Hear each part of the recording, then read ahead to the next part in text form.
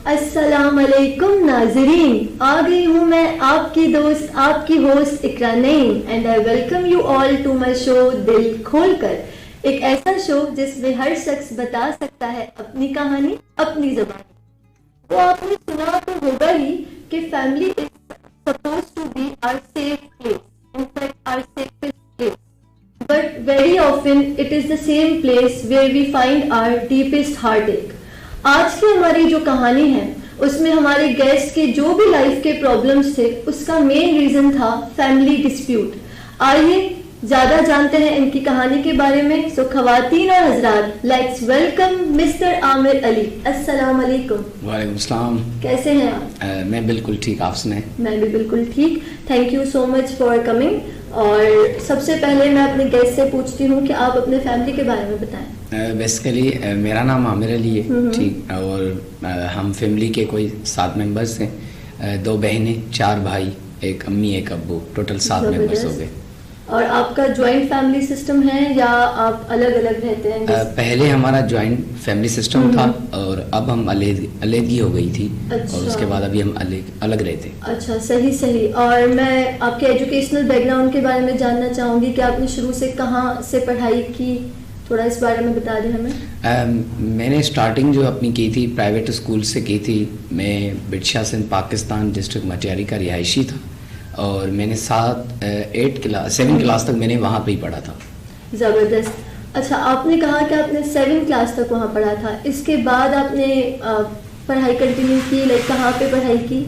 Basically मैं ये कहना चाहूँगा उन्हें यार, जो भी बात है बंदा सच कहे, और जबकि बात ही शो भी बात ही दिल खोल के में करनी है, तो फिर जो भी बात है तो वो दिल से की जाए और दिल खोल के की जाए। तो 7 क्लास के बाद जो है वो हमारे कुछ फैमिली डिस्प्यूट हो गए थे और चाचा वालों के दरमियान थोड़ी तनाज़ात हो गई थी, और उसके बाद फिर सडनली दादी की भी डेथ हो गई थी। अच्छा। तो जिसकी वजह से फिर हमारी अलहदगी हो गई। अलहदगी हो गई तो उसकी वजह से जो है हमें फिर कहीं और शिफ्ट हो जाना पड़ा। कहीं और। अच्छा, मैं ये जानना चाहूँगी कि अक्सर हम जॉइंट फैमिली सिस्टम्स में जो भी लोग रहते हैं, मेरी भी बहुत फ्रेंड्स रह चुकी हैं, उनकी भी मैंने बातें सुनी हैं, तो जब आप जॉइंट फैमिली सिस्टम में रहते हैं तो एक खुशियाँ भी बहुत होती हैं, कहते हैं ना हम साथ साथ हैं, बट उसी तरह ही दुख भी बहुत होते हैं। अगर कोई एक मेंबर थोड़ी सी कोई ऐसी बात कर दे, कोई ऐसा नेगेटिव कुछ हो जाए, तो मैं जानना चाहूँगी कि आपने फैमिली डिस्प्यूट की बात की, तो वो क्या ऐसी बात थी, तो अगर आप बताना चाहते हैं कि किससे रिलेटेड थी जिससे आपको अलग होना पड़ा? बेसिकली जब तक हमारी दादी ग्रैंड माँ जो हमारी थी वो जब तक हयात थी तो एवरीथिंग वाज फाइन, कोई डिस्प्यूट नहीं था।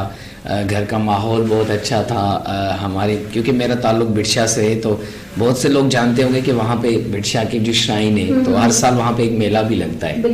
तो जैसे मेला लगता था, मेहमान आते थे गाँव से, तो एक बहुत अच्छा मतलब हमारी ज़िंदगी लाइफ स्टाइल गुजर रही थी। सडनली दादी की डेथ के बाद जो है वो भाई चाचाओं में कुछ तनाज़ात हो गए, क्योंकि मतलब दादी समझे कि वो एक माँ होती है ना, हाँ, एक यूनिटी करने वाला एक वो था। हाँ बिल्कुल, आप कह सकते हैं कि दादी जो थी वो पूरे इस सिस्टम को संभाल के बिल्कुल सही था। दादी के जाने के बाद जो है फिर थोड़े तनाज़ात हो गए और बातों बातों में फिर बात आ गई जायदाद पे, और जायदाद में था हम सब चाचाओं के पास जो थी वो ज़मीन थी, मेरे बाबा के पास भी थी, तो सब ने अपनी ज़मीनें बेच के और अलहदगी कर ली। कोई कहाँ शिफ्ट हो गया, कोई कहाँ हो गया, लेकिन बाबा ने फिर वो ज़मीन नहीं बेची लेकिन शिफ्ट कहीं और हो गया। अच्छा, सही। तो फिर आपने बताया कि आप जब 7 क्लास में थे तो आपको अलग होना पड़ा उस वक्त। तो आप अलग होकर फिर आपकी क्या जर्नी थी, फिर आप कहाँ पे गए?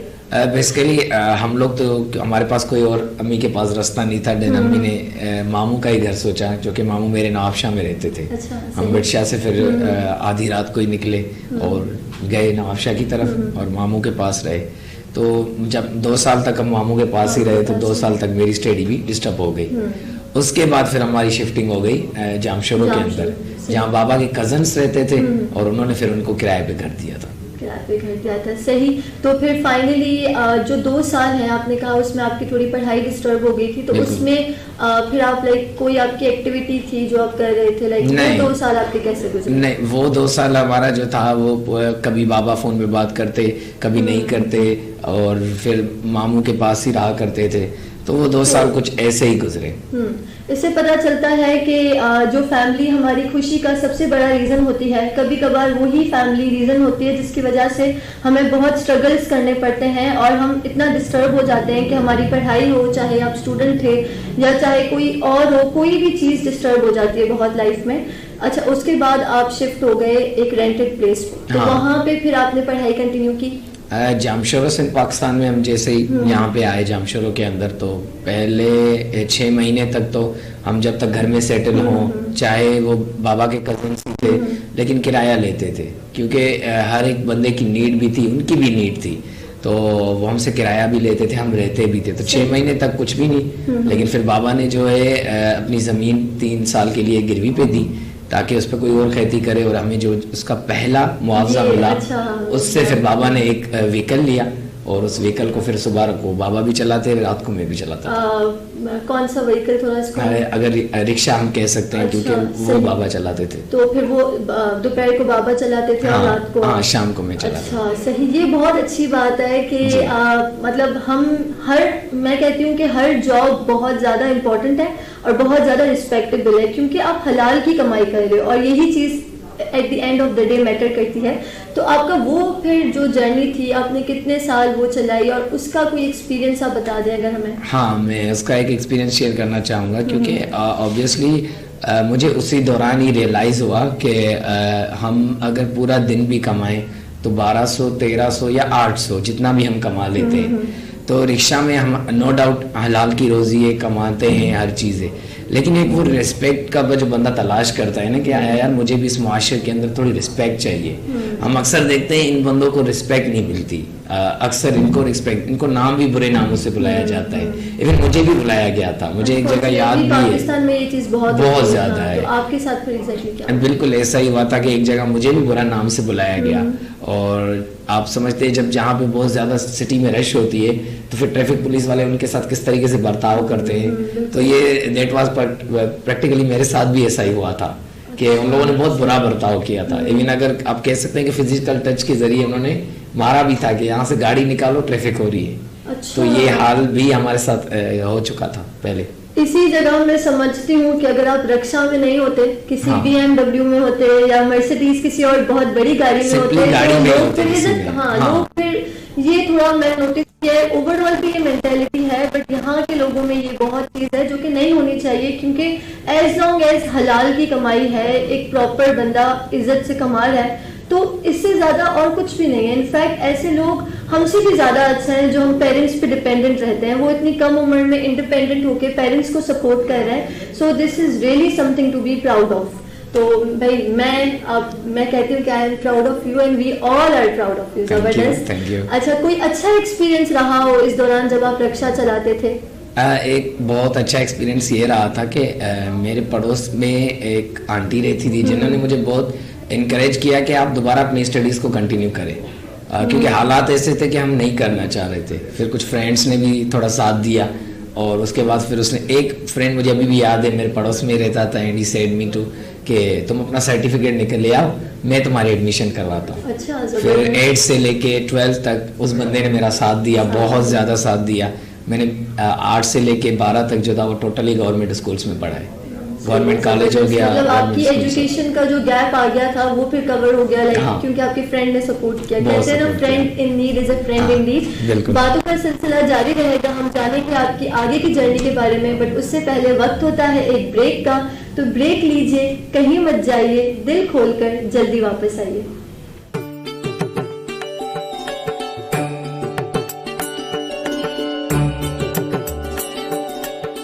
अदब जिंदगी की एक बामानी सरगर्मी है। जिंदगी में रंग है, जज्बों की अक्कासी है, शऊर आगही है। फन्नी, फिक्री और जमालियाती जहतें क्या होती हैं?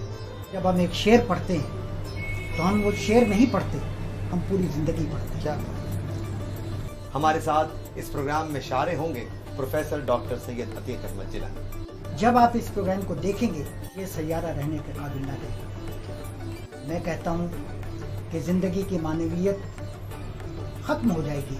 उर्दू अदब से शेर और नस्र कम वक्त में ज्यादा शऊर हासिल करने के लिए जरूरी है कि हम मुताला अदब को अपनी ज़िंदगी का हिस्सा बनाएं। और वो तमाम शायरी, वो तमाम नसर पारे जो आप सुनना चाहते हैं, समझना चाहते हैं। आप जब मीर को सुनेंगे, जब आप हमारी ज़ुबान से गालिब और इकबाल को सुनेंगे, आपकी ज़िंदगी में बालिदगी पैदा होगी। अगर अदब से आपका कम या ज़्यादा ताल्लुक है, आपकी समातों को अपने जहन में रखते हुए, आपके ज़ौक़ को अपनी नज़र में रखते हुए, तो देखते रहिए हमारा प्रोग्राम जिसका नाम है Sharah Adab.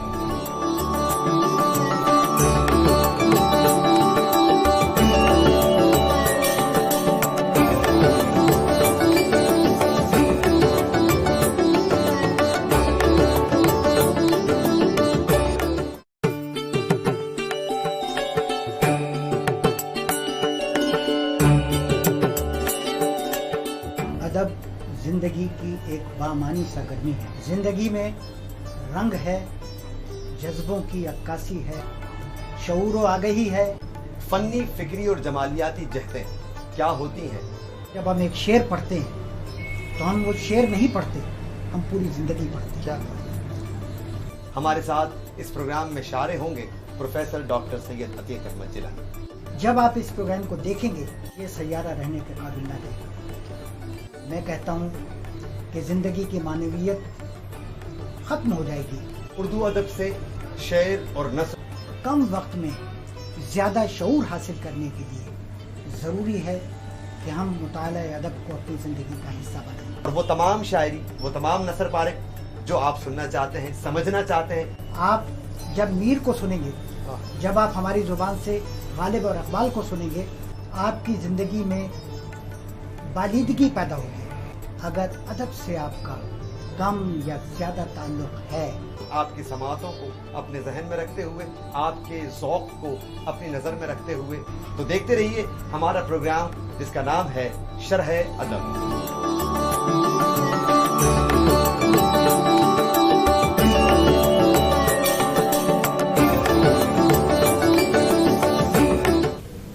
Welcome back to my show दिल खोलकर। तो हम बात कर रहे हैं आमिर अली से।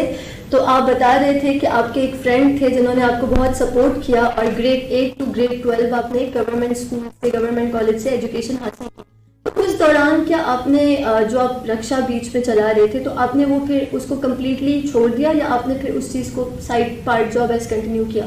नहीं, मैं उस चीज़ को भी मैंने कंटिन्यू ही रखा था, क्योंकि जब बाबा चलाते थे तो बाबा मोस्टली जो है सुबह के टाइम वो चलाते थे, तब तक मैं स्कूल में होता था। एंड स्कूल के बाद फिर मैं जैसे ही आता था तो बाबा जो है वो मुझे बता देते थे कि अभी मुझे इस जगह इस सवारी की कॉल आई है, अब तुम स्कूल से आ गए हो तो अब तुम चले जाओ। क्योंकि बेसिकली हमारा जो माइंडसेट बना हुआ था ना, तो प्राइवेट के मुकाबले में गवर्नमेंट का माइंडसेट आप खुद समझते हैं कि वो एक माइंडसेट बना हुआ था, यार हमने पेपर्स जो है वो चीटिंग करके ही देंगे। ये हमारा शुरू से ही एक लोगों का भी माइंडसेट था और सबका यही बना हुआ था कि यार गवर्नमेंट में पढ़ रहा है ना तो इसने चीटिंग ही की होगी, चाहे वो बंदा अपनी मेहनत ही क्यों ना की हो, चाहे उसने रेगुलर क्लासेस ही क्यों ना ली हो। हाँ, बस एवरीवन नोज कि यार इस बंदे ने चीटिंग ही की हुई है। तो बस मैं वहां से वापस आता था और बैग वहीं छोड़ा और फिर रिक्शा पकड़ा और फिर वापसी की कोई टाइमिंग नहीं होती थी। कभी तो हम बुकिंग में चले जाते थे, क्योंकि ऑब्वियसली शादियों का भी बीच में सीजन आता है, तो कभी कभी उसमें चले जाते थे तो रात के 2-3 में भी बच जाते थे। तो मतलब वाकई एज ए स्टूडेंट आप पढ़ाई भी कर रहे हैं, फिर उसके भी कोई होमवर्क वगैरह या घर पढ़ना थोड़ा बहुत, और फिर वो रिक्शा भी चलाना, मतलब वाकई बहुत हिम्मत वाली बात है। और मतलब वाकई आप में बहुत सब्र भी था और आपने इतना स्ट्रगल किया, फैमिली को सपोर्ट किया। Very nice. अच्छा, इसके बाद कॉलेज के बाद आता है हमारा यूनिवर्सिटी लाइफ, तो वो आपने कैसे स्टार्ट किया, उसकी जर्नी के बारे में थोड़ा हमें बताएं। मुझे अभी भी याद है कि मैंने आपको बताया कि एक आंटी ने मुझे गाइड किया था कि बेटा आप पढ़ो, पढ़ाई के सिवा कुछ भी नहीं रखा हुआ। और बाबा का भी शौक था कि मैं पढूं, पर बाबा भी देख रहे थे कि हमारे उस टाइम हालात ऐसे थे। मैंने इस यूनिवर्सिटी के बारे में सोचा ही तब जब मेरे बाबा को जॉब लगी। बाबा को जैसे ही बाबा ने पहली जॉब के लिए अप्लाई किया, वो बाबा अभी भी सिक्योरिटी गार्ड है, PPHI में वो काम करते हैं और अभी भी वो सिक्योरिटी गार्ड है। तो जैसे ही उनकी ड्यूटी लगी और वो एक चीज से साइड पे हो गए, तो फिर रक्षा हो गया, मेरे एंड ओवर। 3 महीने तक मैंने खूब चलाया। पहले साल एंट्री टेस्ट दी, कुछ पढ़ा नहीं, कुछ लिखा नहीं, कुछ भी नहीं किया, और देन ऐसे ही चला गया। मेहरान में भी दी, कायदेवाम में भी दी, सिंध यूनिवर्सिटी के अंदर भी दी, कहीं एडमिशन नहीं हुई। कहीं एडमिशन नहीं हुई, मतलब उसमें हर आप जगह। जैसे खुद भी बता रहे हैं ना, हाँ। आप थोड़ा बिजी थे तो हाँ। आपने इतना फोकस नहीं किया। ऑब्वियसली मैं अगर कुछ पढ़ के नहीं जाऊंगा और मैं जाके एंट्री टेस्ट दूंगा तो मैं फेल तो होऊंगा। बिल्कुल, ये तो बिल्कुल इजीली नॉर्मल बात है। बट आपका चले कि एक्सपीरियंस हो गया, क्योंकि हाँ। जब हम देते हैं तो हमें पता चलता है कि कैसा पैटर्न है और सब बिल्कुल। कुछ। तो फिर आपने दूसरा अटेम्प्ट दिया होगा ये हाँ, तो? मैंने दूसरा अटेम्प्ट दिया था। उस टाइम पढ़ा था? नहीं, उस टाइम में मैंने नहीं उस पढ़ा टाइम था। भी नहीं पढ़ा था? नहीं, मैं सच ही बोलूंगा कि मैंने उस टाइम भी नहीं पढ़ा था। अच्छा। लेकिन ये था कि मैं थोड़ा बहुत एक टीचर के पास जाता था और वो मुझे थोड़ा बहुत समझाते थे who is who and what is what से। उन्होंने थोड़ा बहुत गाइड किया था। टेस्ट भी दी और उसमें भी जो है हमारे डीसी साहब थे और उनके टाइम पे सेल्फ पे सीटें बिक गई थी ये तकरीबन। आप किस यूनिवर्सिटी की बात कर रहे हैं? University of Sindh. University of Sindh. क्योंकि वहां पे सेल्फ फाइनेंस का ऑप्शन है तो उस टाइम सेल्फ पे बहुत सी सीटें बिक गई एंड रिमेनिंग में कोई फॉर्म्स चले थे मेरिट के लिए। अच्छा। और उसके अंदर मैंने फिल किया था। मुझे अभी भी 3 चॉइसेस याद हैं, Islamic culture, economics and social work. Then I have got के सोशल वर्क मुझे मिला। जबरदस्त। हाँ, और मतलब आपकी कम पढ़ाई थी लेकिन फिर भी मतलब इससे पता चलता है कि आप नेचुरली इंटेलिजेंट हैं। कुछ लोग होते हैं ना जो गॉड गिफ्टेड होते हैं, तो वो पता चल रहा है, अच्छी बात है। फिर आपने वो डिपार्टमेंट उसको कंटिन्यू किया जो आपको हाँ, मिला था? मुझे जैसे ही मिला और मेरा कोई खानदान में से खुश नहीं था क्योंकि सब चाह रहे थे कि फैमिली इंटरफेरेंस। हाँ, मतलब वो थी शुरू से ही थी। वही चाचा वाले? आज चाचा वाले भी थे, एक चाचा था, अभी भी मैं इसका नाम जरूर लेना चाहूंगा। नहीं, नाम नहीं ले भले। हाँ। नाम सिर्फ उनके लेने चाहिए जिन्होंने हमें सपोर्ट किया, नाम नहीं ले, पर हाँ आप बात बताएं। हाँ, तो उन चाचा ने मुझे कहा था कि यार मैं भी एनजीओ के स्कूल चला रहा हूँ, अगर तुम भी ले लो डिपार्टमेंट, पढ़ने में क्या है। और उस टाइम मेरी सोच ये थी कि यार मैंने कई एडवर्टाइजमेंट में पढ़ा था कि बैचलर डिग्रीज पे बहुत अच्छी जॉब्स मिलती हैं, लाइक मैनेजर मिल गया, सीनियर मैनेजर मिल गया, कहीं प्रोग्राम ऑफिसर मिल गया। तो ये मेरा एक माइंडसेट बना हुआ था। मैंने कहा चलो डिग्री कोई सी भी है, मुझे भी इसकी अवेयरनेस नहीं है, लेकिन मेरे पास एक बैचलर डिग्री होगी तो और मैं एक तालीम होगी। हाँ। तो बहुत जरूरी है एक। हाँ, और मेरी यूनिवर्सिटी से मैं दूसरा बंदा हूँ। मेरा एक कजन पढ़ा था, उसके बाद मैं दूसरा बंदा था कि मैं यूनिवर्सिटी में बैचलर डिग्री कर रहा था। सही। तो आपका कैसा एक्सपीरियंस रहा? कोई एक्स्ट्रा करिकुलर एक्टिविटीज, कोई ऑर्गेनाइजेशंस? क्योंकि यूनिवर्सिटी लाइफ में ना बहुत स्टूडेंट्स होते हैं जो इन चीजों में पार्टिसिपेट करते हैं, तो आपने इन सब चीजों में पार्टिसिपेट किया? जो ट्रेनिंग प्रोग्राम्स, डिफरेंट चीजें होती हैं। यूनिवर्सिटी का फर्स्ट ईयर और मैं कह सकता हूँ कि जैसे ही कोविड-19 का आना और हमारे लिए पहला एक्सपीरियंस था कि हमने ऑनलाइन क्लासेस ली, जो कि इससे पहले ना हमारा कोई। हाँ बिल्कुल, क्योंकि हम वही थे। हमारी भी वो वाली बैच थी, बट हम उस टाइम फाइनल ईयर में थे, तो हमने जाते जाते कोविड को देखा और हमने स्टार्ट को कोविड को देखा और जैसे ही हमने पाँव रखा तो यूनिवर्सिटी पहली बार बंद हो गई। ठीक है, और ऐसा ही था क्योंकि कोविड-19 आई और हमने यूनिवर्सिटी को बंद करवा दिया।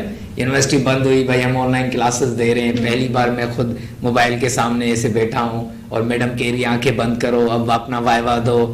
दैट वाज मतलब एक बहुत अच्छा एक्सपीरियंस रहा। एक डिफरेंट चीज थी। हाँ, होने चाहिए ऐसे एक मुझे अभी फनी वाकया याद है कि एक बंदा हमारा गांव का था और मेरे साथ वो भी बैचमेट था। तो उसने सर को कहा कि सर मैं एक पेड़ पे खड़ा हूँ, ठीक है, और यहाँ पे सिग्नल आ रहे हैं और मैं यहाँ पे बैठकर आपकी क्लास अटेंड कर रहा हूँ। तो बहुत हम लोग ऑनलाइन क्लासेस में पूरा सुन रहे थे। और इस वजह से, और मुझे अभी भी याद है, ये सच बात है। पता नहीं कि सच था या नहीं, मैं अभी भी मैं उसका नाम भी बता सकता हूँ, कोई मसला नहीं है अगर आप बोलेंगे। और एक और बंदा था और अशोक नाम था उसका, मेरे साथ बैचमेट पढ़ा है। तो वो कोई स्त्री का काम करता था, तो उसकी मोबाइल साइड पे पड़ी थी और वो स्त्री का काम भी कर रहा था और क्लासेस भी ले रहा था। ये तो लड़कियां भी करती रहती हैं। सही बात। चलो उनका तो मुझे नहीं पता, मतलब ये तो सही बात है, काम करते करते साथ में। हमारी बैच में से लड़कियां नहीं थी ना, इस वजह से हम कह रहे। अच्छा, सही।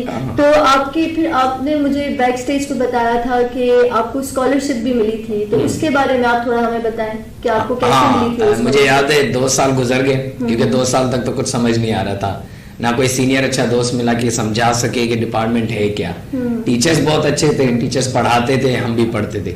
3rd ईयर में फिर हमें कुछ हमारे सीनियर्स मिले जिनके साथ मैंने कोलैबोरेशन की, मिला, इंगेज रहा, वॉलंटियर एक्टिविटीज में उनके साथ रहा। तब हमें पता चला कि हमारे सेशंस भी होते हैं, एनजीओस के पूरा एक जॉब सिलसिला है, ट्रेनिंग्स होती हैं। फिर हम जो मैंने जहाँ पे जॉब की थी और अभी भी कर रहा हूँ, तो मैंने पहली बार जब इंगेज हुआ, क्योंकि हमारे डिपार्टमेंट के साथ एक इदारा कोलैबोरेशन में था, कम्युनिटी वर्ल्ड सर्विस एशिया, तो यहाँ उन्होंने ही हमें अपने साथ इंगेज किया। जबरदस्त। उन्हीं के साथ ही मैंने प्रपोजल का काम सीखा, रिपोर्टिंग का सीखा, और साथ आज मैं उन्हीं के साथ ही जॉब कर रहा हूँ। अच्छा, नहीं जबरदस्त। तो मतलब इस तरह आपको स्कॉलरशिप मिली और शायद आपको लैपटॉप भी मिला था। जी हाँ, वो प्राइम मिनिस्टर के अभी मुझे लैपटॉप मिला in the end of the year, उसमें मिला, और स्कॉलरशिप मुझे 3rd ईयर में मिली थी। जबरदस्त। अच्छा, डिफरेंट सिटीज में कुछ एक्सपीरियंसेस हैं आपके, जैसे आप बता रहे थे, उसके बारे में थोड़ा आप नाजरीन को बता दें कि वो क्या एक्सपीरियंसेस हैं आपके। वो बेसिकली कुछ इस तरीके से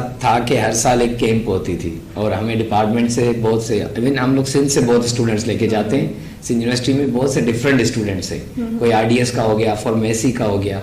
तो यूनिवर्सिटी ऑफ पेशावर के साथ हमारी कोलैबोरेशन थी, और वहाँ के 3 टीचर्स ने मिलवा के एक 5 दिन की ट्रेनिंग रखते हैं हर साल। अभी भी रमजान के बाद उनकी ट्रेनिंग है। मैं उनका इन्वेस्टर हूँ, तो मैं इस बार फ्री जाऊंगा। हाँ, वरना पहली बार मैंने भी पैसे भरे थे। ऑब्वियसली एक्सपीरियंस के साथ आपको और डेजिग्नेशंस मिलते हैं। तो हर साल एक कैंप करवाते हैं। बाड़ा गली मरीज से थोड़ा दूर है, बाड़ा गली यूनिवर्सिटी ऑफ पेशावर का कैंपस। तो वहाँ मैं पहली बार गया था, और बहुत ही अच्छा एक्सपीरियंस रहा। ऑल ओवर द पूरे पाकिस्तान से उन लोगों ने यूथ को एंगेज किया हुआ था। 5 दिन की ट्रेनिंग थी यूथ लीडरशिप पे, और साथ साथ वो एक्सपोजर भी जैसा आप बता रहे हैं ना लीडरशिप पे, तो आप जिस तरह बात कर रहे हैं तो पता चल रहा है कि वाकई अच्छी ट्रेनिंग थी, क्योंकि आपके कम्युनिकेशन स्किल्स वाकई बहुत ज्यादा अच्छे हैं। उसके अलावा कहाँ पे, किस सिटी में गए आप? फर्स्ट टाइम मैं वहाँ पे गया था, और उसके बाद, और उसी टाइम फर्स्ट टाइम हमने इस्लामाबाद भी विजिट किया था। अच्छा, क्योंकि हमें इससे पहले कुछ भी पता नहीं था कि इस्लामाबाद और इन सिटीज का भी नहीं पता था। देन उसके बाद मैं मुल्तान गया था, एक और एनजीओ है उसके साथ कोलैबोरेशन में, और मैंने मुल्तान को भी पहली बार विजिट किया, और 1 महीने पहले मैंने लाहौर को भी विजिट किया। सही, मतलब आपकी चेकलिस्ट बढ़ती जा रही है। माशाल्लाह माशाल्लाह, नहीं बहुत ही अच्छी बात है। मतलब आपका जो स्ट्रगल है, आपकी पूरी जर्नी है, और आज आपके पास इतने सारे एक्सपीरियंसेस हैं। अच्छा, जो आपका रेंट का घर था, तो उसके बारे में कोई स्टोरी थी ना, कुछ आप बता रहे थे कि कुछ आपका अब रियल कोई घर है शायद अब आपका। हाँ। उसके बारे में अगर आप मुझे ज्यादा डिटेल में और ऑडियंस को बताना चाहें तो। बेसिकली जब हम किराए के घर में रहते थे, तो वो मामू तो किराया लेता था, ठीक है, क्योंकि वो मम्मी का मामू, बाबा का कजन। तो और आजकल के जो हालात हैं, तो ऑब्वियसली कोई बड़ी बात नहीं है। हाँ, तो वो जब लेते थे, ठीक है, 3-4 साल, फिर जैसे हमारा मैंने बताया था कि 3 साल हमने जो है मुआवजे पे जमीन दी थी, वो 3 साल पूरा हुआ, हमने फिर दोबारा दी, क्योंकि हमारे गांव में यही सिस्टम है, क्योंकि वहाँ पे पानी के बहुत मसाइल हैं। तो फिर हमने वो 3 साल दी, और हमने फिर प्लॉट लिया, फिर हमने यहाँ वहाँ से कर्जा उठा के और अपना अभी घर बना दिया जामशोरों के अंदर। माशाल्लाह, ये बहुत अच्छी बात है। और इससे पता चलता है कि अगर हम सिर्फ पेरेंट्स की ये जिम्मेदारी ना करें ना कि आपको ये सिर्फ अर्न करना है और हम आपके डिपेंडेंट हैं और आपकी रिस्पॉन्सिबिलिटी है कि आप हमें भी पढ़ाएं, तो हम पेरेंट्स के लिए भी बहुत कुछ कर सकते हैं। जैसे इन्होंने भी स्ट्रगल किया, तभी इन सब ने मिलजुल के एक अपना खुद का घर बनाया।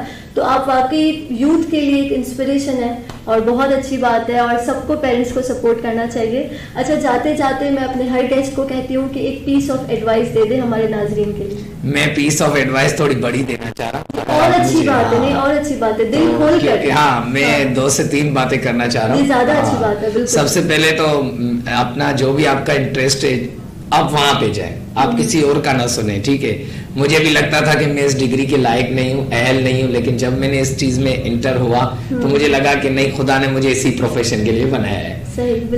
तो ये ना सुने कि लोग क्या कहते हैं, लोग बहुत ज्यादा जजमेंटल होते हैं।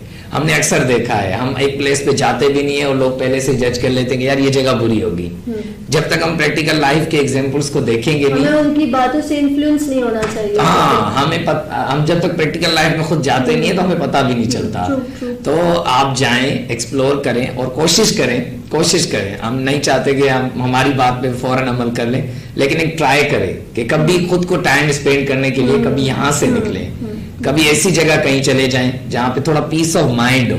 क्योंकि हम देख रहे हैं कि हमारे सोसाइटी के अंदर जो है वो मेंटल इश्यूज जो है हेल्थ के बहुत ज्यादा बढ़ रहे हैं। मतलब हर एक बंदा, चाहे वो छोटा हो चाहे वो बड़ा हो, सबको इश्यूज हैं, क्योंकि उनकी कोई सुनता नहीं है, उनसे कोई बात नहीं करता। बिल्कुल ऐसा ही। और हम अभी रिसेंटली केसेस भी देख रहे हैं कि यूनिवर्सिटी के स्टूडेंट्स जो हैं वो मार्क्स की वजह से सुसाइड कर रहे हैं। यूनिवर्सिटी के नहीं, इवन स्कूल के, अभी कुछ स्कूल्स में जो 11-12 इयर्स की बच्चियां हैं या बच्चे हैं, उन्होंने तक सुसाइड किया है। रीजन किसी को नहीं पता कि किसको ब्लेम करें, टीचर्स या पेरेंट्स। तो ये चीज वाकई बहुत ज्यादा बढ़। हाँ, और ये मैं आपको बताना चाहूँ कि 2012 का आर्टिकल आया था डॉन के अंदर, तो वहाँ पे बताया गया था कि पेशावर से आगे एक इलाका है, वहाँ पे जो है उन पठान जो कम्युनिटी थी उनकी एक सोच थी कि हमारा बच्चा अगर O+ O level A level clear करेगा अच्छे ग्रेड्स में तो फाइन, वरना वो बच्चा वहां पे खुदकुशी कर रहा था। ये पूरी एक दान के आर्टिकल आया हुआ था, बिल्कुल ऐसा ही था। और अब वही सिलसिला जो है वो हमारे पास हो रहा है कि अगर मार्क्स अच्छी आ रही है, एडमिशन हो रही है आपकी MBBS में तो फाइन, अदरवाइज वरना ये बंदा क्या करेगा,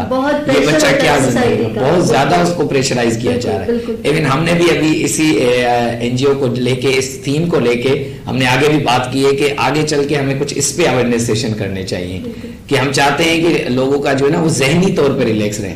आप कम कमाओ, अपनी ख्वाहिशें कम रखो, लेकिन एक अच्छी और पीसफुल लाइफ गुजारो, ये ज्यादा मैटर करता है। अगर लोग कहते हैं ना मनी कैन बाय हैप्पीनेस, अगर ऐसा होता तो जो भी सेलिब्रिटीज हम देखते हैं, एक्टर्स देखते हैं, ज्यादा से ज्यादा हम उनके केसेस सुनते हैं कि आज उसने सुसाइड कर लिया, और हम सोचते हैं इनकी लाइफ तो इतनी अच्छी थी, इनके पास फेम था, इनके पास पैसे थे, क्या कुछ नहीं था।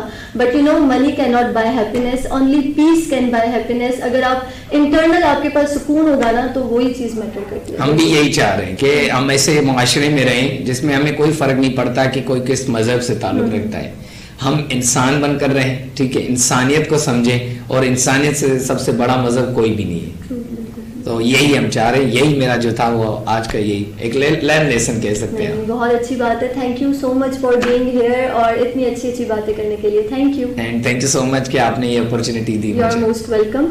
जाते जाते मैं भी कुछ कहूंगी that sometimes we just need somebody to be there, not to do anything in particular or to fix anything in particular, but just to be there, ताकि हमें पता चले कि they are here, we are cared, we are supported। तो ये चीज बहुत जरूरी है, चाहे वो आपका फ्रेंड हो, चाहे वो आपके पेरेंट्स हो, या वो कोई भी इंसान हो, बट प्लीज उनको सपोर्ट करें। और किसी को भी आप देख रहे हैं ना कि अच्छा इसका स्ट्रगल है और आपको आइडिया हो रहा है उनकी बातों से या उनकी एक्शन से, तो उनसे कुछ अच्छे अल्फाज कह दें या उनसे मुस्कुराकर बात कर दें। आपको नहीं पता कि आपका थोड़ा सा अच्छा रवैया उनके दिल पे कितना अच्छा इम्पैक्ट कर सकता है। मुलाकात होगी जल्द, तब तक के लिए अपना ख्याल रखें, दिल खोलकर मुस्कुराएं, दिल खोलकर। अल्लाह हाफिज।